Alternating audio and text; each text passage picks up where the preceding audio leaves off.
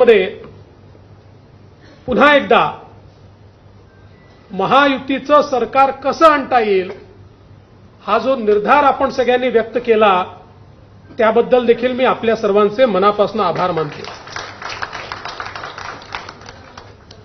खरं म्हणजे उन्हाळा संपतोय, काहिली पण संपते आहे। पावसाळा जवळ आलेला आहे आणि पाऊस पडत असताना जे पेरलं जातं सप्टेंबर, ऑक्टोबर, नोव्हेंबर तेच उगत असतं।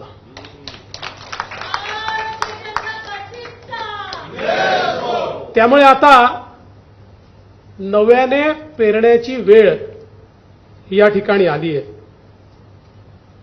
आपण सगळ्यांनी माझ्यावर विश्वास व्यक्त केला, मी आपला आभारी आहे। पण एकच गोष्ट आपल्याला सांगतो, यशाचे बाप अनेक असतात,